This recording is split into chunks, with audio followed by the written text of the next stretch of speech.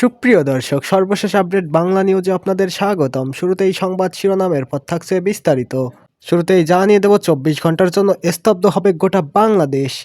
ইউনূসের বিরুদ্ধে কোমর বেঁধে নামছেন হাসিনা। বিস্তারিত থাকছে প্রতিবেদনে। আরও জানিয়ে দেব ইউনূসের হাত থেকে দেশ বাঁচাতে ফিরে আসব, চাঞ্চল্যকর তথ্য দিয়ে যা জানালো শেখ হাসিনা। আরও জানিয়ে দেব ইউনূসের ব্যর্থ ইসলামী রাষ্ট্রে বাড়ছে পাকিস্তানি প্রভাব, ভারতের জন্য রেড অ্যালার্ট হাসিনার ছেলের। বিস্তারিত থাকছে প্রতিবেদনে। আরও জানিয়ে দেব পলাতক আওয়ামী লীগ নেতা ওবায়দুল কাদরের অবস্থা সংকটাপন্ন। বিস্তারিত থাকছে প্রতিবেদনে। সুপ্রিয় দর্শক, এতক্ষণ শুনছিলেন সংবাদ শিরোনাম, এখন শুনবেন বিস্তারিত। তার আগে ভিডিওটি ভালো লাগলে এবং সর্বশেষ আপডেট নিউজ পেতে চ্যানেলটি সাবস্ক্রাইব করুন। ধন্যবাদ। এবার নতুন কর্মসূচি ঘোষণা করল বাংলাদেশের প্রাক্তন শাসক দল আওয়ামী লীগ। দেশে গণতন্ত্র প্রাণ ও অবৈধ সরকারের ইস্তফা ও বেআইনি আন্তর্জাতিক অপরাধ ট্রাইব্যুনালে দলের সভাপতি শেখ হাসিনা এবং দলের অন্যান্য নেতাদের বিরুদ্ধে আনা ভুয়ো মামলা প্রত্যাহারের দাবিতে রবিবার থেকে বাংলাদেশ জুড়ে ৪৮ ঘন্টার শাটডাউন কর্মসূচি ঘোষণা করল আওয়ামী লীগ। গতকাল সন্ধ্যায় এই কর্মসূচি ঘোষণা করা হয়। প্রতিবাদ ও প্রতিরোধ কর্মসূচির ডাক দিয়েছে আওয়ামী লীগ। দলের যুগ্ম সাধারণ সম্পাদক আফম বাহাউদ্দিন নাসিম বলেছেন, বৃহস্পতিবার মানুষ স্বতঃস্ফূর্তভাবে ঢাকা লকডাউনের দেশ জুড়ে হরতাল হিসেবে পালন করেছেন। এই অবৈধ সরকারের শাসনে সাধারণ মানুষ যে কতটা ক্ষুব্ধ এদিনের কর্মসূচিতে তা প্রমাণিত হয়েছে। এই কারণে আওয়ামী লীগের নেতৃত্বে আগামী সপ্তাহের প্রথম ২টি দিন গোটা বাংলাদেশ জুড়ে কমপ্লিট শাটডাউনের কর্মসূচি ঘোষণা করেছে। আওয়ামী লীগের পক্ষ থেকে জানানো হয়েছে, ঢাকা লকডাউন কর্মসূচি সফল ও সার্থক করায় শেখ হাসিনা দেশবাসীকে ধন্যবাদ ও কৃতজ্ঞতা জানিয়েছে। হাসিনা বলেছেন, আওয়ামী লীগের লকডাউন কর্মসূচিকে রাজনৈতিক নেতাকর্মী, ছাত্র সমাজ, যুব সমাজ, শিক্ষক সমাজ, সাংস্কৃতিক কর্মী, শিল্পী, সাংবাদিক, আইনজীবী, কৃষক, শ্রমিক, রিকশাচালক, দিনমজুর সহ সকল শ্রেণী পেশার মানুষ স্বতঃস্ফূর্তভাবে সমর্থন করেছেন। এই কারণে আমি দেশবাসীর কাছে কৃতজ্ঞতা প্রকাশ করছি। হাসিনার কথায়, জনগণের স্বতঃস্ফূর্ত অংশগ্রহণে বাংলার প্রতিটি ঘর হয়ে উঠেছিল অধিকারহারা মানুষের দুর্গ। আর সেই দুর্গ ভাঙতে ফ্যাসিস্ট ইউনূসের নির্দেশে আইনশৃঙ্খলা বাহিনীর সদস্যরা ঘরে ঘরে গিয়ে তল্লাশি চালায়, রাস্তার মোড়ে মোড়ে চেকপোস্ট বসিয়ে দেহ তল্লাশির পাশাপাশি মোবাইলও চেক করে।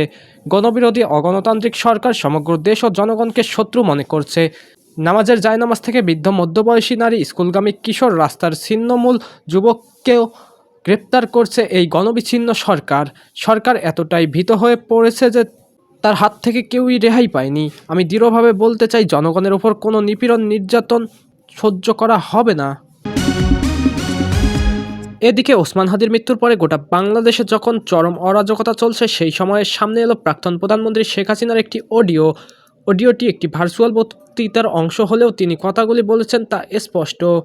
কারণ প্রথম আলো ও ডেইলি স্টার সংবাদপত্রে দপ্তরে লুটপাট করে আগুন দেওয়া শেখ হাসিনারই উদ্যোগে তৈরি ছায়ানটের দপ্তর ও প্রেক্ষাগৃহ পুড়িয়ে ছারখার উদীচীর দপ্তরে আগুন দেওয়া বা ধানমন্ডির বাড়িতে ভাঙচুরের মতো সাম্প্রতিক ঘটনা নিয়ে একটু শব্দও বলা হয়নি এই বক্তৃতায়। হাসিনা সরকারের প্রাক্তন তথ্য ও সম্প্রচার মন্ত্রী মোহাম্মদ আলী আরাফাত তার নিজস্ব ইউটিউব চ্যানেলে শনিবার এই অডিওটি প্রকাশ করেছেন। রবিবার তার লিঙ্ক ফেসবুকে পোস্ট করেন শেখ হাসিনার পুত্র সজীব ওয়াজেদ জয়।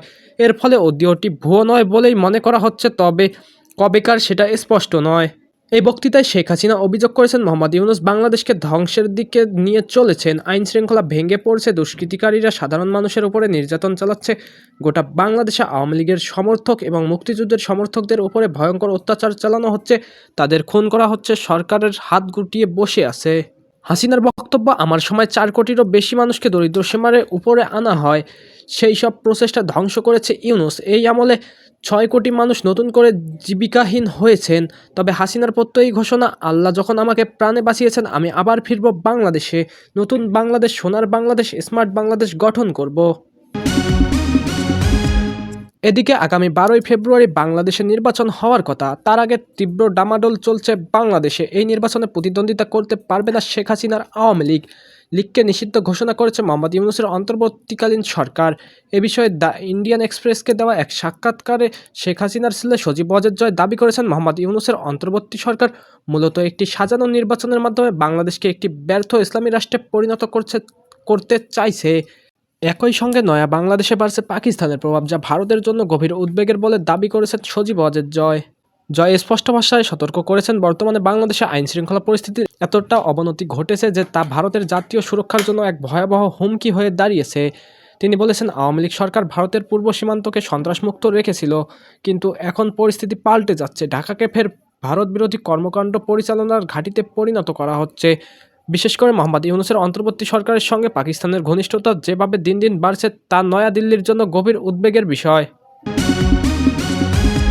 এদিকে জুলাই অভ্যুত্থানের পর পালিয়ে ভারতের পশ্চিমবঙ্গে আশ্রয় নেওয়া কার্যক্রম নিষিদ্ধ আওয়ামী লীগ সাধারণ সম্পাদক ওবায়দুল কাদেরের শারীরিক অবস্থা সংকটাপন্ন। জানা গেছে, গুরুতর অসুস্থ কাদেরকে কলকাতার অ্যাপোলো হাসপাতালে ভেন্টিলেশনে রাখা হয়েছে। 2016 সালের অক্টোবর থেকে আওয়ামী লীগের সাধারণ সম্পাদকের দায়িত্ব পালন করছেন ওবায়দুল কাদের। 2011 সালের ডিসেম্বর থেকে 2024 আগস্ট পর্যন্ত সড়ক পরিবহন ও সেতু মন্ত্রণালয়ের দায়িত্ব ছিলেন তিনি।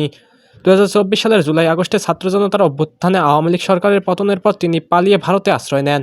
জানা গেছে, বার্ধক্যজনিত একাধিক অসুস্থতার কারণে বেশ কিছু দিন যাবৎ শয্যাশায়ী ছিলেন ওবায়দুল কাদের। কলকাতায় নিউ টাউনের বাড়িতেই চলছিল অক্সিজেন।